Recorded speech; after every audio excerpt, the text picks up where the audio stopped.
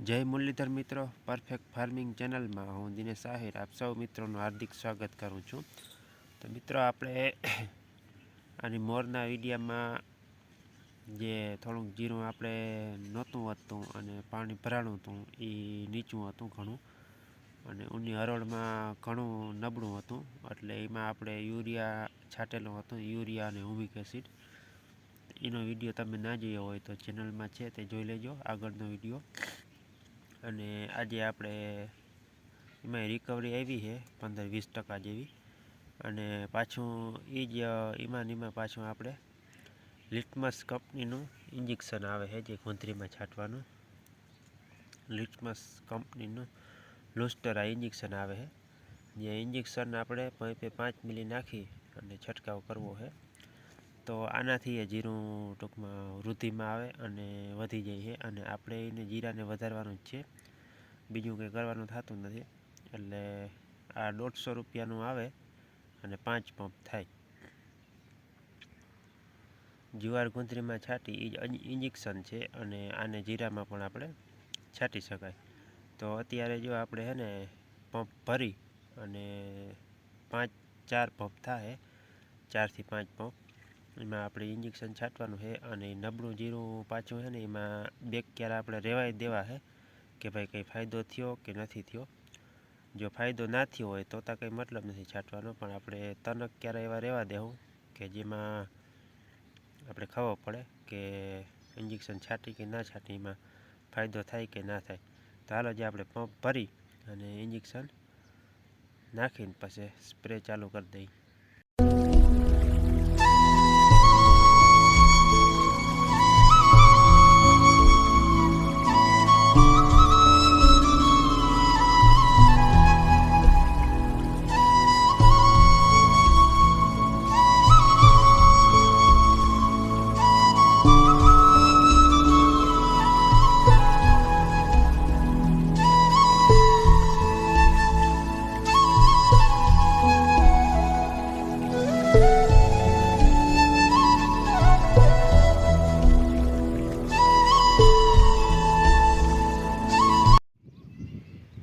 હાલો તો મિત્રો, જે અહીંયા થોડાકમાં નબળું છે જીરું, આપણે જ્યાં અડધેથી નામી છે, અડધેથી ટૂંકમાં નીચું છે, થોડુંક આમ બેસી ગયેલું હોય ને એવું દેખાય છે, પણ હાવ નથી બેઠું, રિકવરી ઘણી છે. એટલે જો અહીંયા એટલામાં 1 પંપ છાંટી દીધો છે, અને અહીંથી વળી બીજો પંપ, અને પછી આની કરે આગળ છે, એમાં આપણે થોડુંક રહેવા દેવું જેથી કરીને આપણે ખબર પડે કે આનું રિઝલ્ટ કેવું છે એ અજીસનનું. અને જે ઊની કરે થોડાકમાં આમ ગામા દેખાય છે ને ત્યાં જ છાંટવાનું છે, બીજી ક્યાંય છાંટવાનું થતું નથી.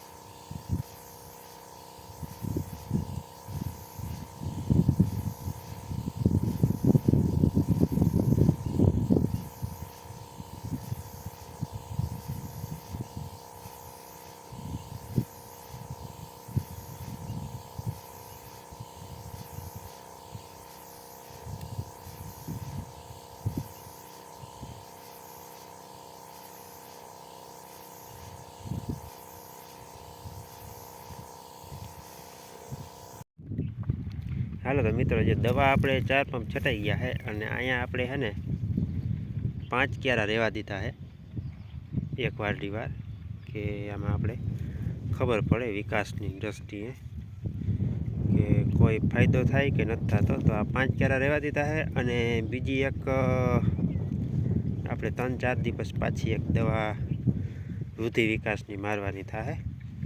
તો એમાં આની કરા 5 કેરામાં છાંટ્યું અને ઉની કરા 5 કેરા રહેવા દેવું, એટલે આપણે ખબર પડે કે કઈ દવાએ ગણ કર્યો એ. તો જો અત્યારે છે ને આ રીતનું આમાં પોઝિશન છે, જે ઉની કરા નામી છે. અહીંયા વળી ઘેરે ઘેરે છે, ટૂંકમાં પીરિયો છે ને વિકાસ ઓછો છે, બીજું કંઈ આમાં તકલીફ છે નહીં. જો એટલી કરા વળી સોલિડ છે, એટલે આ રીતનો પ્રશ્ન છે જીરાની અંદર. અને અમારા આ સુકારાના પ્રશ્નો તો લગભગ દરેક ખેડૂતોને રહ્યા જ છે, અમુક ઘેરા જલામાં છે, બાકી સુકારાના બહુ જાજા પ્રશ્નો છે. અને હવે આને પિયતમાં કંટ્રોલ રાખવો પડે. જો પિયત આપણે વધુ પાઈ દીધા હોય ને તો સુકારા બહુ આવે, પણ અમે આમાં 20 થી 25 દિવસે છેલ્લું પિયત આપી અને પછી પિયત આપ્યું નથી, એટલે થોડુંક સુકારાનું પ્રમાણ ઓછું છે, એનો વિકાસ ઓછો છે. અને વરાળના જીરામાં એવો ગ્રોથ કે એવું અવાર દેખાતું નથી બહુ, નકર 40-45 દિનના જીરા તો નામી હોય, પણ એ પ્રમાણે અવારના વરસમાં વિકાસ ઓછો છે. તો આપણે જે આ 4 કેરા રહેવા દીધા છે અને નીચેથી બીજું પાર્યું છે, અને જે અહીંથી આમ દોર્યું છે અને ઓલી બાજકી છે, ત્યાંથી આપણે 5 કેરા ગણી અને પછી 4 દી પછી આવ્યું કે હું આપણે આ અજીસાઈને જરીક ફાયદો કર્યો કે નહીં. અને નકો પછી એક વૃદ્ધિની પાછી એક દવા આવશે, એ આપણે છંટકાવ કરશું ને. એમાં આ 5 કેરામાં છાંટીને ઉની કરા 5 કેરા મૂકી દેવું, એટલે આપણે એ દવાની આપણે ખબર પડી જાય. એ ઓર્ગેનિક આવે છે, એટલે એ આપણે જોવાઈ જાય. તો 3-4 દી પછી તે પાછો નેક્સ્ટ રાઉન્ડ મારશું ને ત્યારે વળી વિડીયામાં આપણે અપલોડ કરશું. અને હાલો, આ વિડીયામાં આજનું આટલું જ.